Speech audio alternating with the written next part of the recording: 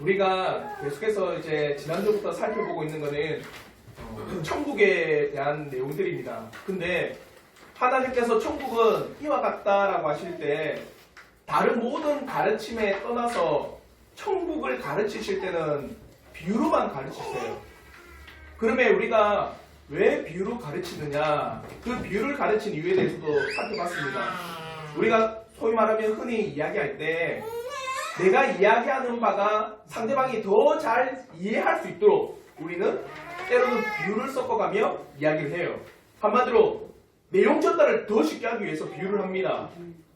그와 더불어 주님께서 그러면 천국에 대해서 이야기하실 때 비유를 하신 거는 그 천국에 대한 내용들을 우리 사람들이 어떻게 하기 위해서요? 더 잘 이해할 수 있도록 하기 위해서 비유로 말씀하신 거예요. 그와 더불어 두 번째는 뭐냐? 비유로 말씀하실 때는 구분하기 위해서입니다. 보십시오. 내가 저 사람의 말에 대해서 관심이 있다. 상대방이 나에게 말하는 사람이 어떤 이야기를 하면서 나는 지대한 간절함이 있다. 그러면 그 사람이 비유로 말한 거에 대해서 어떻게 할까요? 그게 무슨 뜻이지? 어떤 의미가 있지? 저 사람이 그렇게 비유를 했는데 그러면 그 비유를 말한 그 사람에게 한번 물어봐야 되겠다. 그래서 비유로 말하면은 관심 있는 사람은 듣고자 해요. 더욱더 그 비유를 알고자 합니다. 근데 관심이 없는 사람은 어떻게 할까요? 비유를 말하면 소위 말하면은 한 귀로 듣고 흘러버립니다. 관심이 없으니까. 그래서 주님이 비유로 말씀하신 이유는 구분하기 위해서입니다.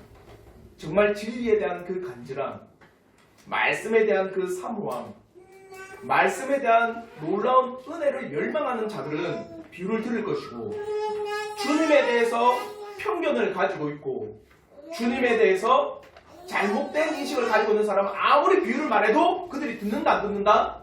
듣지 않는다는 확실한 구분이 됩니다. 근데 나중에 이거는요 분명히 결과가 말해줍니다. 보십시오.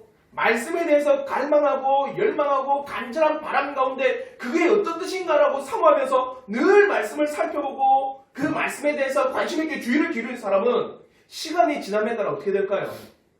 말씀의 깊이가 깊어지고 높아지고 넓어지고 확실히 넉넉해져요. 근데 다르게 진리에 대해서 말씀에 대해서 관심 없습니다. 나는 이 땅에 있는 말씀이 아니라 이 땅에 내가 어떻게 살아갈까만 더 관심이 있습니다. 이 사람은 시간이 지남에 따라서 말씀은 그대로입니다. 맞죠? 그러니까 유아기의 신앙을 벗어나지 않는 거예요. 그러나 나중에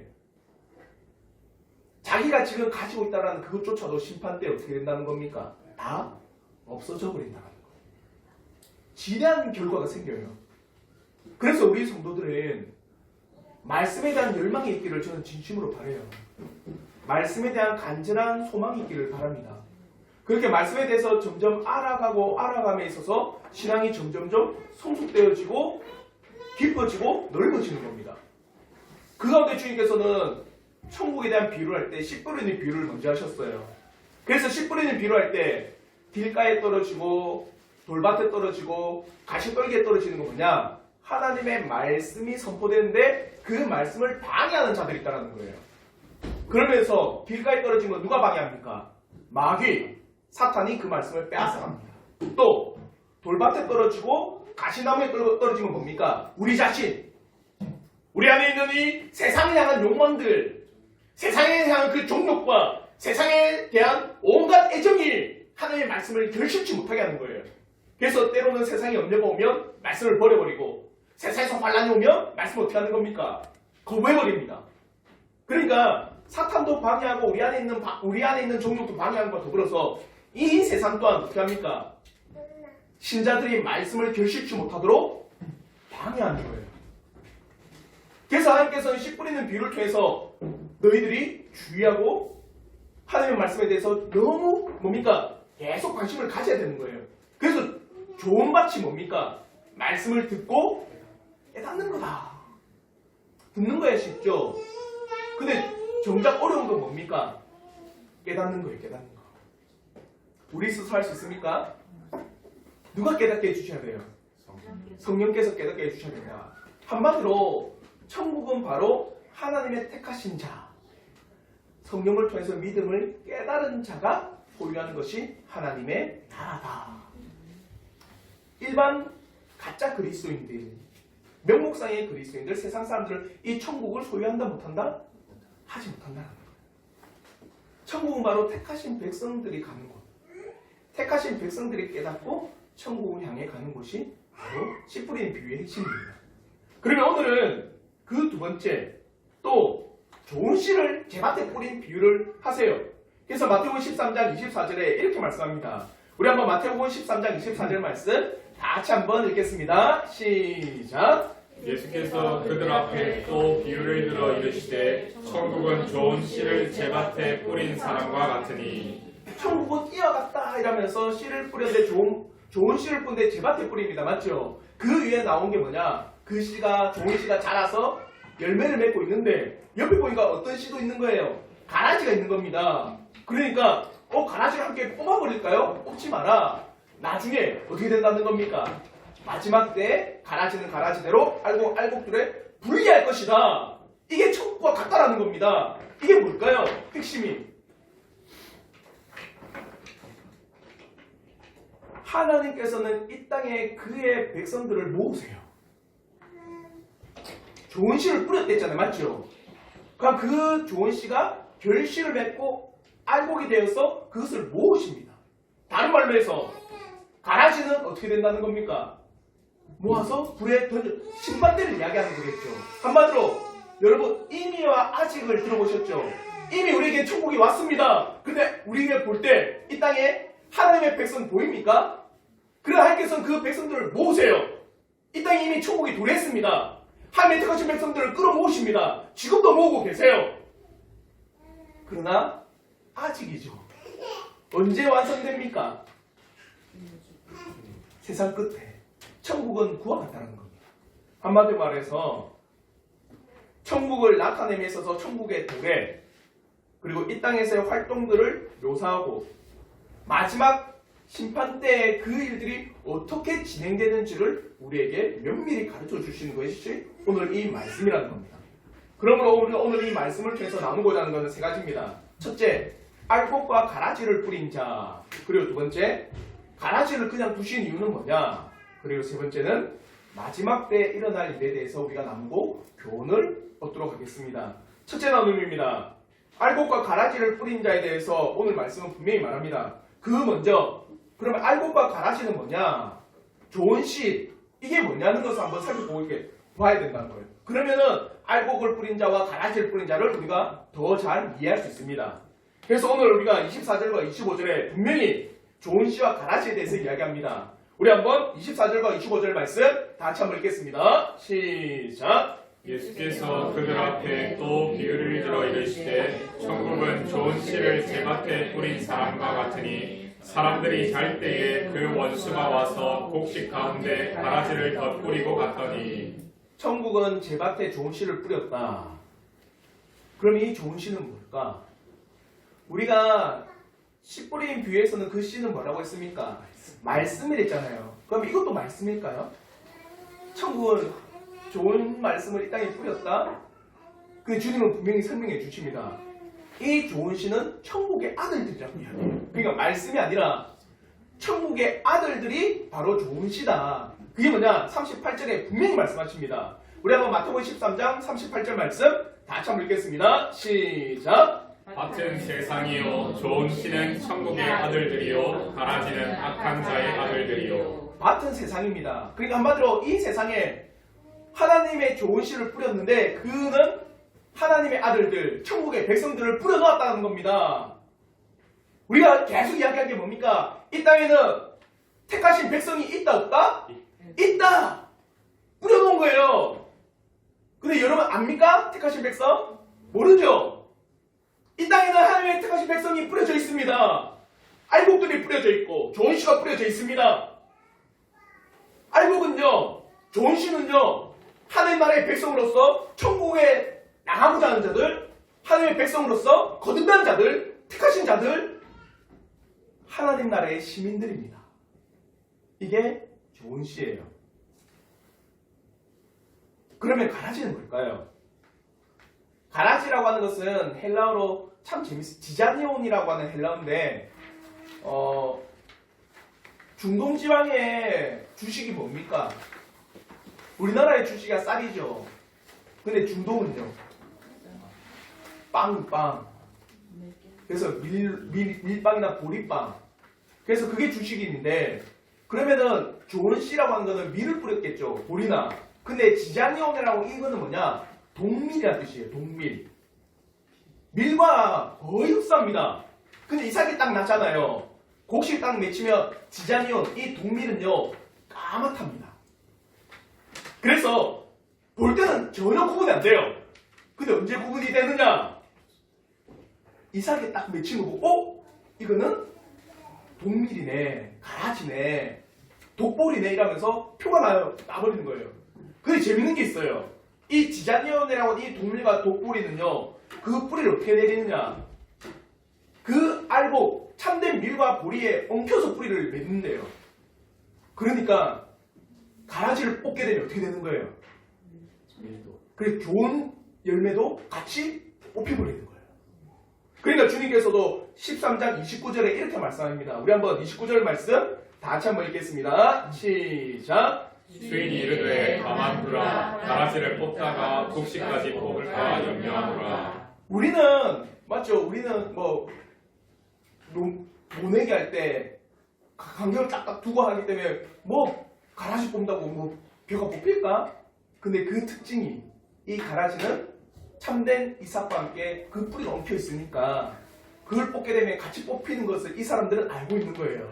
그러니까 가라지를 뽑다가 참된 이삭까지 뽑을까 염려하니 뽑지 말라라고 하시는 겁니다. 그러면 있어서 이 가라지는요, 밀과 보리와 닮았지만 밀과 보리가 아니다. 흡사하지만 다르다. 비슷해 보이지만 참된 것이 아니다. 그러면 이 가라지는 바로 악한 자의 아들들이라고 이야기하고 있습니다. 그런데 가라지라고 하니까 분별하기가 매우 어렵다는 거예요. 악한 자의 아들들이지만 포장을 잘합니다. 그리스도인이라고 불리지만 그리스도인이 아닌 사람들. 천국의 백성처럼 보이지만 천국의 백성이 아닌 사람들. 참으로 우리가 이 시대를 대해서 잘 알고 있습니다. 특별히 교회라고 하는 것, 하나님의 백성의 모임이라는 곳에도 어떤 사람들은 겉으로 선한 모습이 있지만 거듭나지 못한 사람도 있다는 거예요. 실제로는 거듭나지 못한 사람이지만 참으로 도덕적으로 선한 삶을 살아가는 사람도 있다는 겁니다. 가라지는 바로 천국의 백성처럼 보이나 결코 천국 백성이 아닌 사람들입니다. 거듭난 백성처럼 보이나 거듭나지 못한 백성들이고 결국 악한 자라고 하는 사실을 주님이 주위에서 보라는 겁니다.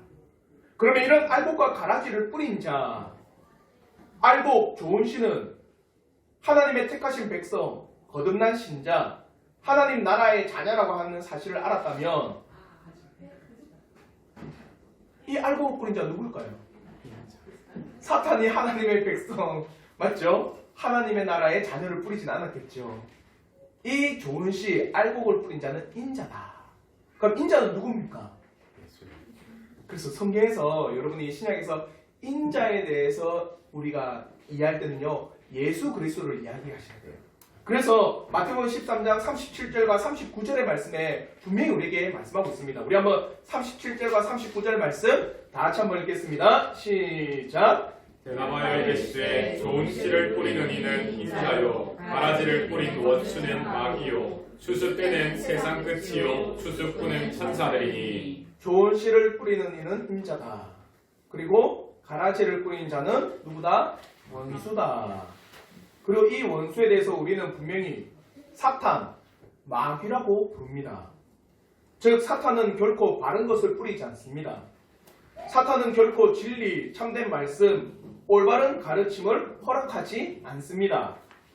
사탄은 늘 가라지를 뿌리고 유사하게 꼬아서 말하고 유사하게 돌려서 더 뿌리는 것이 사탄의 방법입니다. 마귀는 대적하는 자이고 원수이며 알복 가운데 가라지를 뿌려서 복음을 변질시키든지 믿는 이들을 미혹하든지 죄에 빠지게 하는 것이 바로 사탄의 전략입니다.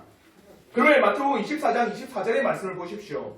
우리 한번 마태복음 24장 24절 말씀 다 같이 한번 읽겠습니다. 시작. 거짓 그리스도들과 거짓 선지자들이 일어나 큰 표적과 기사를 보여 할 수만 있으면 택하신 자들도 미혹하리라. 자요.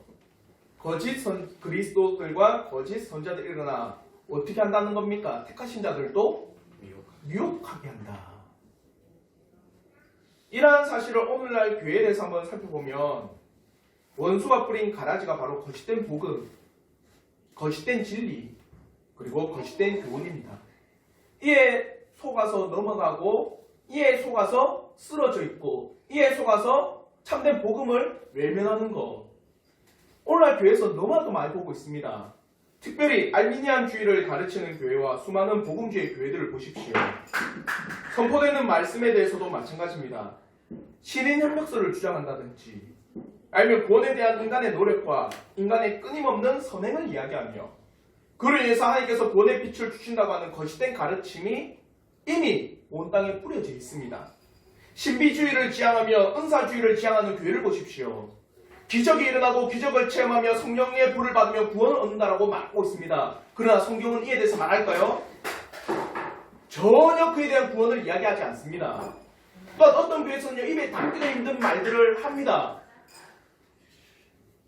뭐 최근인지 모르겠지만 정말 입에도 담기도 힘든 말을 설교해서 해요. 어떤 말이냐면 예배 때 성도들이 오르가즘을 느껴야 된답니다. 예배는 하나님과 내가 뭐 하는 거라고 생각하는지 아세요? 성관계를 한다고 생각하는 거예요. 실제로 이게 설교에서 나와요. 그러면 그 설교를 듣고 있는 성도들이 뭐라고 하는지 아십니까? 아멘이래요.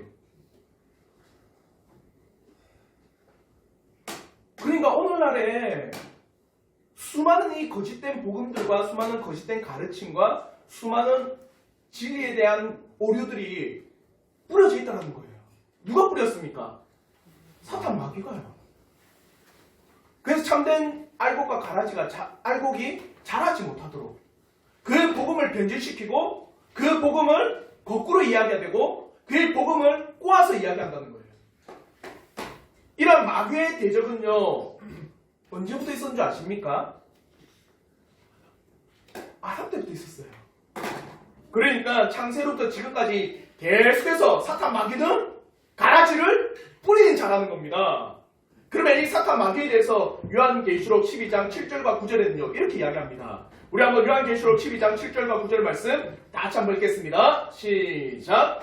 하늘에 전쟁이 있으니 미가엘과 그의 사자들이 용과 더불어 싸울세 용과 그의 사자들도 싸우나 이기지 못하여 다시 하늘에서 그들이 있을 곳을 얻지 못한지라. 큰 용이 내쫓기니 옛 뱀 곧 마귀라고도 하고 사탄이라고도 하며 온 천하를 꿰는 자라. 그가 땅으로 내쫓기니 그의 사자들도 그와 함께 내쫓기니라. 하늘에서 전쟁이 일어났습니다. 사탄과 그를 따르는 무리들과 누가 전쟁했습니까? 미가엘, 천사장 미가엘과 전쟁을 했습니다. 그래서 누가 이겼어요? 천사장 미가엘이 이겼습니다. 그러니까 사탄과 그를 따르는 무리들이 어떻게 된 겁니까? 땅으로 쫓겨났습니다. 그가 누구라는 거예요? 옛뱀 마귀다. 그러니까 땅으로 내쫓겨서 이 옛뱀이 어떻게 한 거예요? 온 천하를 속였고 온 천하를 꿰는데 그 당시에 꿰는 자가 누굽니까? 아담과 하와예요. 그러니까 태초부터 이 사탄 마귀는 가라지를 뿌리고 잘못된 진리, 거짓된 복음, 거짓된 오류들을 끊임없이 이 땅에 뿌리고 그로 말미암아 택하신 백성들을 어찌하든지 어떻게 하고자 하는 거예요. 미혹하고 유혹하고 넘어뜨리고 잡아뜨리려고 하는 겁니다. 사탄은요 끊임없이 가짜를 뿌려요. 이거는요 태초부터 지금까지 일어났던 일입니다. 그러면 출애굽가 있을 때도 이런 일이 있어요. 민수기 11장 4절 말씀인데 우리 한번 민수기 11장 4절 말씀 같이 한번 읽겠습니다. 시작. 그들 중에 섞여 사는 다른 인종들이 탐욕을 품으매 이스라엘 자손도 다시 울며 이르되 누가 우리에게 고기를 주어 먹게 하랴. 출애굽할 때 여러분이 잘 아셔야 되는 게 뭐냐? 이스라엘 민족만 나온 게 아닙니다. 보십시오. 애굽을 멸망을 시키시는데 10가지 재앙을 내리셨어요. 그럼 애굽에 사는 사람들은 놀라운 신의 능력을 맛봤잖아요. 맞죠? 그러니까 이스라엘 민족이 나갈 때 그 애굽에 사는 사람들도 어떻게 한 겁니까? 따라서 몇몇은 출애굽한 겁니다. 그게 뭡니까? 섞여 사는 무리들이라는 거예요. 섞여 사는 그 인종들이 어떻게 한 겁니까? 탐욕을 품으니까 이스라엘 민족이 어떻게 된 거예요? 미혹하여 넘어져 탐욕을 품은 거예요. 이게 그때만 일어나는 일이 아니라 아담으로부터 해서 지금까지 하나님의 백성을 미혹하고 택하신 백성을 넘어뜨리고 하나님의 참된 복음을 변질시키고 참된 진리를 오용케 하고 참된 말씀을 거짓으로 바꾸는 이런 사탄의 가라지가 늘 있어 왔다라는 겁니다. 아시겠죠? 자요. 알곡은 좋은 씨, 알곡은 하나님의 백성, 택하신 백성, 천국의 백성. 그와 더불어 이 가라지는 원수의 자녀들, 악한 자들. 그리고 이 알곡과 좋은 씨를 뿌린 사람은 예수 그리스도. 그와 더불어 이 가라지를 뿌린 자는 사탄 마귀. 그래서 이 가라지를 뿌려서 꽂고자 하는 것은 택하신 백성들을 어떻게 해서든지 유혹하고 넘어뜨리고 그들에게 변질된 복음을 가르쳐서 참된 복음 가운데 나가지 못하도록 방해하는 것. 여기까지 이제 이해하셨죠? 그러면 이제 중요한 게 있습니다.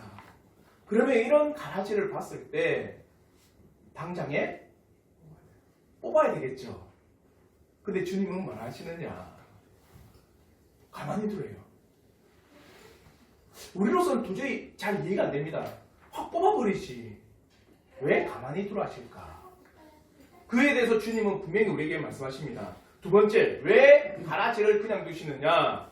26절부터 28절의 말씀을 한번 보십시오. 우리 한번 마태복음 13장 26절과 28절 말씀 다시 한번 읽겠습니다. 시작. 싹이 나고 결실할 때에 가라지도 보이거늘 집주인의 종들이 와서 말하되 주여 밭에 좋은 씨를 뿌리지 아니하였나이까. 그런데 가라지가 어디서 생겼나이까. 주인이 이르되 원수가 이렇게 하였구나. 종들이 말하되 그러면 우리가 가서 이것을 뽑기를 원하시나이까. 처음에 뿌려져 있는데 싹이 나고 결실할 때쯤에야 가라지를 봤어요. 그러면 그때까지 시간이 좀 지났겠죠. 그러니까 이 가라지도 알곡처럼 함께 생활했고 함께 살아가고 함께 어떻게 보면 섞여서 성장하고 있었던 겁니다. 맞죠? 그러니까 결실할 때 딱 되니까 가라지가 보이니까 종들이 이 가라지를 주여 뽑아버릴까요? 이야기하니까 주님은 29절에 이렇게 말씀하십니다. 우리 한번 29절 말씀 다시 한번 읽겠습니다. 시작. 주인이 이르되 가만두라. 가라지를 뽑다가 곡식까지 뽑을까 염려하더라. 뽑으랍니까? 뽑지 말랍니까? 뽑지 마라. 뽑지 말라는 이유는 뭐예요? 알곡까지 뽑을까봐. 그러면 자 여기서 여러분이 잘 보셔야 됩니다. 보십시오. 가라지가 뭔가 변화될 만한, 그리고 가라지가 뭔가 이쁘고 가라지가 그래도 내가 그래도 가라지니까 내가 한번 잘 돌봐. 그렇기 때문에 가라지 뽑지 말라는 게 아니라 누구 때문에? 알곡들 때문에. 알곡들이 다칠까봐, 알곡이 상처 입을까봐, 알곡이 뽑다가 꺾여질까봐 알곡 때문에 가라지를 뽑지 말라는 거예요. 누구 때문에? 알곡 때문에. 누굴 염려하신 겁니까? 가라지를 염려했어요? 알곡을 염려했어요? 알곡이에요. 사랑하는 성도 여러분, 하나님은 이 땅에 택하신 백성들요 끝까지 돌보세요. 어찌하든지 그들이 뭡니까? 이 땅에서 꺾이지 않도록, 그들이 이 땅에서 완전히 뿌린 채 뽑히지 않도록 누가 돌보시는 거예요? 그의 주인이 돌보십니다. 그리고 한번 생각해 보십시오. 교회 안의 복음을 통해서 참된 믿음의 백성이 있는 반면에 참된 믿음의 백성을 흉내내는 사람들도 있습니다. 구별이 쉬울까요? 어려울까요? 어렵습니다. 가라지와 같기 때문에 사람들이 명백하고 확실하게 구분하기가 매우 어렵다는 거예요. 그리고 오랫동안 함께 생활했으니까 맞죠? 관계적인 것도 있을 거고 그렇기 때문에 사람들이 가라지를 보이는 족족 뽑아낸다는 것은 쉬운 일이 아니래요. 사투리가 쉬운 일이 아니래요가 아니고 쉬운 일이 아닙니다. 사람으로서 뽑기가 참 매우 까다로운 일이에요. 그러니까 매우 까다롭기 때문에 그가 뽑으려고 한다면 알곡들이 상처를 받아버리는 겁니다. 그래서 이에 대해서 많은 우리 성경 신학자들이 뭐라느냐, 권징을 시행할 때 크게 조심해야 됩니다. 영혼을 사랑하는 마음으로 시행해야 하는 것이고, 그들이 상처 입지, 특히 참된 믿음의 백성들이 상처를 받지 않도록 권징을 주의 깊게 시행해야 됩니다. 물론 진리를 완전히 거스르는 자들의 제재를 받아야 됩니다. 예를 들어 예수 그리스도만이 구원이 아닙니다. 그건 제재를 받아야 되겠죠. 또한 공공연한 악을 범하는 자들에 대해서는요, 성례 및 교회 출입을 금하는 것 맞습니다. 그러나 그러지 않고 엄격한 잣대를 가지고 어떻게 해요? 성도들을 크게 권징을 해야 한다는 것은 주의 깊게 해야 된다는 거예요. 예를 들어서 뭐 여러분 가운데 우리 가운데 뭐 모르겠어요? 예배 늦게 왔다. 아주 권징해야 되겠다 해서 교회 출입을 잠궈버렸어.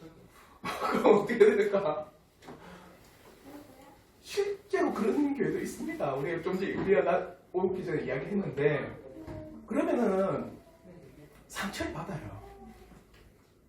그리고 칼빈 시대 때 종교개혁 때는요, 자요, 예배 때 졸잖아요. 어떻게 했는 줄 아세요? 감금이 됩니다. 지하 감옥에 감금이 돼요. 언제 동안? 하루 동안 감옥에 갑니다. 그럼 제가 예배드리는데 여러분 저거 일단 우리 저기 유아실을 감옥처럼 만들어놨어. 그래서 하루 동안 가둬놓는다. 상처를 받죠. 그러니까 엄격한 진리적인 차원이 아닌 그런 측면에서 권징을 시행함에 있어서 어떻게 하라? 잘 분별해서, 그리고 주의 깊게, 그리고 그들을 사랑하는 마음으로 해야 된다라고 많은 신학자들이 이야기합니다. 주님이 가라지를 뽑지 않는 이유는요, 알곡들을 걱정해서요. 가라지를 뽑지 않는 것은 알곡들이 상처받고 알곡들이 상심할까. 그래서 가라지를 내버려 두시는 거예요. 아시겠죠? 그러면 이제 우리에게 또한 질문이 있습니다. 가라지를 평생 동안 그냥 내버려 두실까? 가라지를 평생 동안 내버려 둘까요? 아닙니다. 결코 주님은요, 악을 방치하지 않으세요. 어떻게 하시느냐? 마태복음 13장 30절 말씀, 우리 한번 마태복음 13장 30절 말씀 다 같이 한번 읽겠습니다. 시작! 둘 다 추수 때까지 함께 자라게 두라. 추수 때에 내가 추수꾼들에게 말하기를, 가라지는 먼저 거두어 불사르게 단으로 묶고 곡식은 노아 내 옷간에 넣으라 하리라. 추수 때가 되면 추수꾼들이 알곡은 모아 곡간에 넣고 가라지는 단으로 묶어서 불살라 버린다. 그냥 두지 않는 거죠, 맞죠? 가라지는 가라지대로, 알곡은 알곡대로 분류를 하십니다. 그러면 이 추수 때는 언제인가? 추수 때는 언제일까요?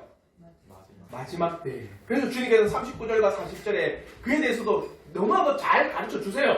우리 한번 39절부터 40절 말씀 다 같이 한번 읽겠습니다. 시작! 가라지를 뿌린 원수는 마귀요, 추수 때는 세상 끝이요, 추수꾼은 천사들이니, 그런즉 가라지를 거두어 불에 사르는 것 같이 세상 끝에도 그러하리라.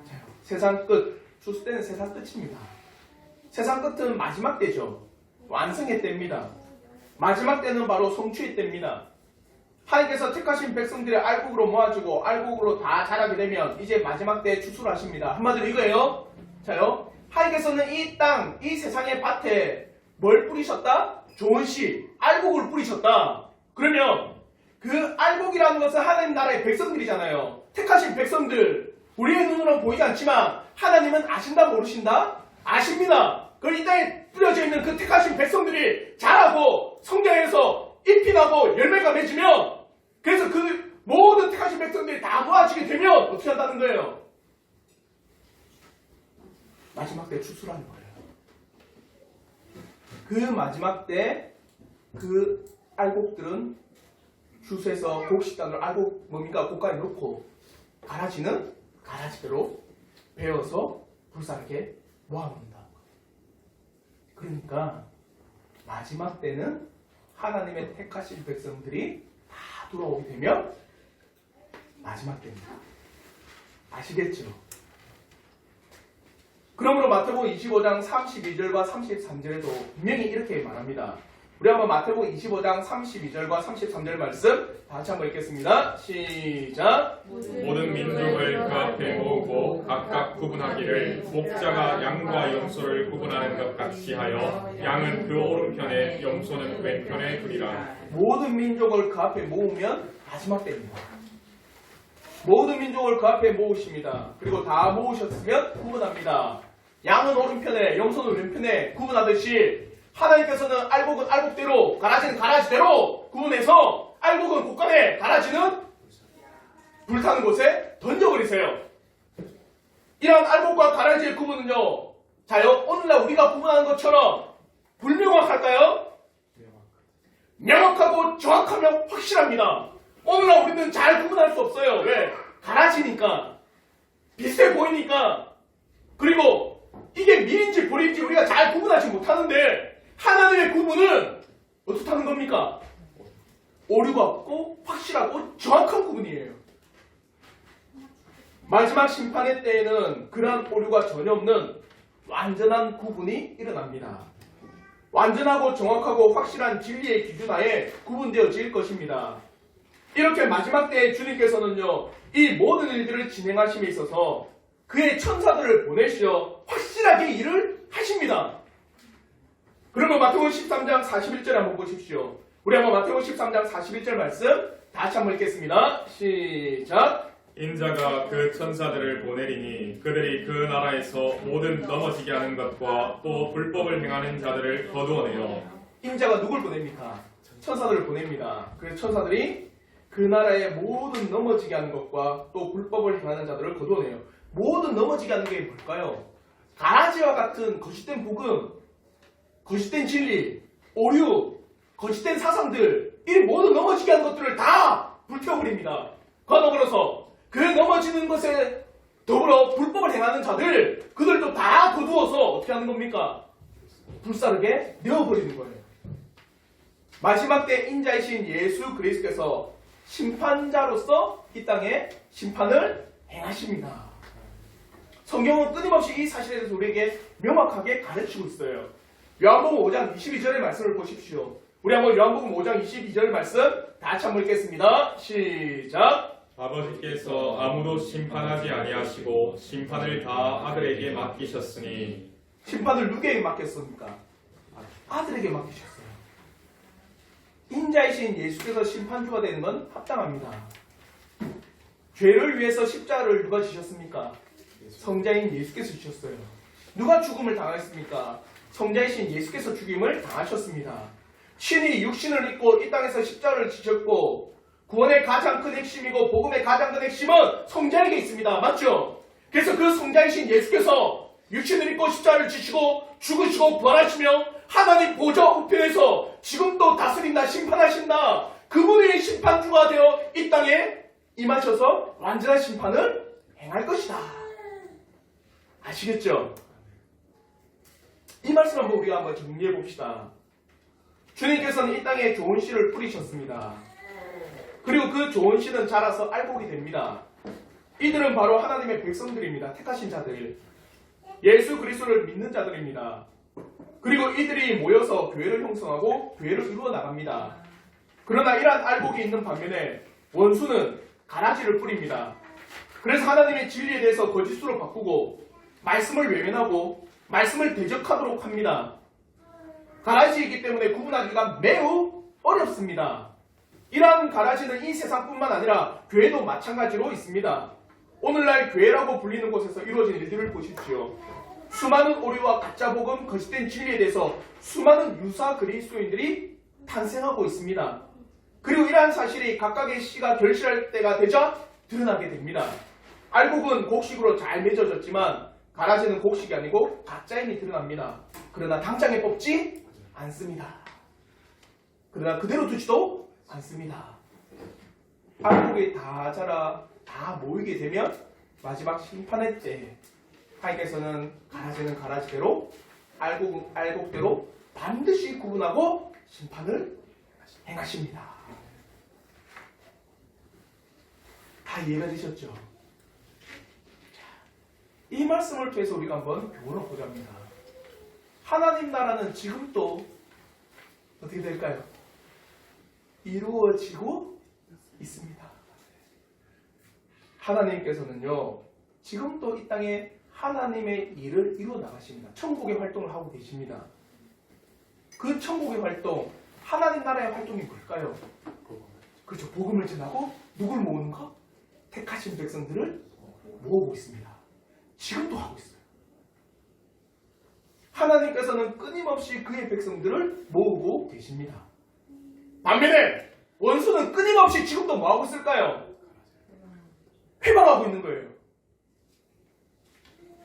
하나님께서는 끊임없이 온 세상에 택하신 자들을 교회로 부르시고 원수는 지금도 끊임없이 모은 백성들을 반하고 회방하고 그들을 어찌하든지 거짓된 복음 가운데 넘어뜨리려고 하는 게 오늘날에 일어나고 있는 하나님 나라의 일입니다. 그러나 우리가 반드시 기억해야 되는 것은 하나님께서는 그의 택하신 백성들을 포기할까요? 절대로 안 합니다. 반드시 택하신 백성들은 다 부르시고 모으시는 거예요. 그래서 마가복음 13장 27절에 이렇게 말씀합니다. 우리 한번 마가복음 13장 27절 말씀 다 같이 한번 읽겠습니다. 시작. 또 그때에 그가 천사들을 보내어 자기가 택하신 자들을 땅 끝으로부터 하늘 끝까지 사방에서 모으리라. 다 모으세요. 하나님께서는 택하신 백성들의 그 수가 차기까지, 하나님께서 택하신 백성들이 이제 완전히 돌아오기까지 결코 이 일을 그치지 아니하실 겁니다. 자요, 사랑하는 성도 여러분, 교회의 존재의 이유는 뭘까요? 교회의 존재의 이유. 택하신 자들이 모아지고 하나님 앞에 예배드리고 그를 경배하는 게 교회의 존재 이유입니다. 하나님께서는 그 일을 끝까지 하세요.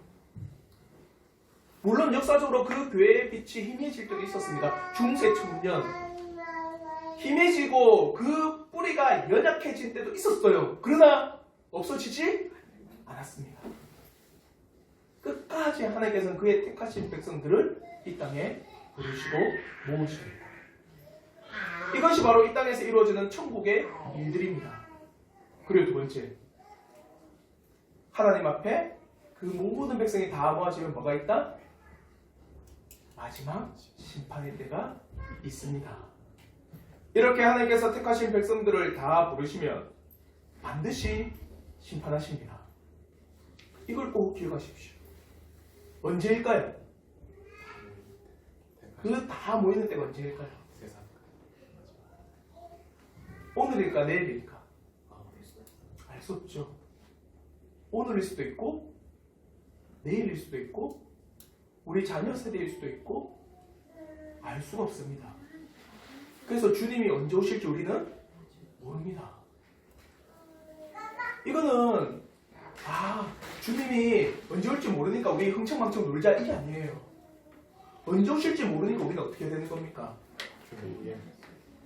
예비하고 준비하고 그날을 기다리며 신부가 신랑을 기다리는 것처럼 우리는 그날을 마음을 다해 준비하고 있어야 돼요. 마지막 심판은 반드시 있습니다. 우리가 잘 구분하지 못하는 것을 그때는 확실히 구분이 됩니다. 그러나 마지막 때에 확실히 드러날 것입니다. 우리가 복음과 진리 가운데 힘겨운 싸움을 싸우고 좁은 문으로 들어가 좁은 길을 걸어간다고 하는 이 사실에 대해서 반드시 구분이 될 겁니다. 그러니 사랑하는 성도 여러분, 참고 의를 구하십시오. 참고 진리의 길을 굳건히 걸어가십시오. 하나님께서는 이 땅에서도 천국 백성을 모으시고 또한 마지막 때에 모으신 천국 백성들과 그러지 못한 자들, 유사 그리스도인들, 거짓된 복음을 가지고 있었던 자들, 가짜를 붙들고 있었던 모든 자들을 반드시 구분할 것입니다. 그때 우리에게 한없는 위로가 있을 것이고 천국 백성으로 우리를 맞아들이실 줄 믿습니다. 그러므로 야고보서 5장 8절에 이 은혜가 우리 성도들에게 있기를 진심으로 바랍니다. 야고보서 5장 8절 말씀 다 같이 한번 읽겠습니다. 시작. 너희도 미리 참고 마음을 굳건하게 하라. 주의 강림이 가까우니라. 이 말씀을 보세요. 야고보가 이 말씀을 기록할 때는 2000년 전이겠죠. 주님이 십자가를 지시고 나서 100년 안에 기록된 말씀들이 다 신약 말씀인데 그때도 뭐라고 하는 겁니까? 참고 마음을 굳건히 하라. 왜? 주의 강림이 가깝다는 거예요. 그때도. 그러면 오늘까지 거의 2000년이 흘렀다고 보면 우리는 얼마나 더 가까울까요? 야고보가 말한 이 말보다 우리는 더 가까이 있는 거예요. 그럼 우리는 어떻게 더 해야 됩니까? 우리는 더욱더 참고 마음을 더욱더 굳건히 해야 되는 게 우리예요. 맞죠? 사랑하는 성도 여러분, 여러분의 마음을 굳건히 잡으십시오. 여러분이 진리의 길을 걸어가며 정말 참된 말씀과 참된 복음의 길을 걸어감에 있어서 세상에 수많은 유혹들이 있다 할지라도 굳건히 하십시오. 마지막 때 반드시 그에 대해서 확실하게 구분하기 때문입니다. 그날은 가까이 있습니다. 야고보가 그렇게 가까이 있다면 우리는 더 가까이에 있는 겁니다. 그러니 참고 의를 행하십시오.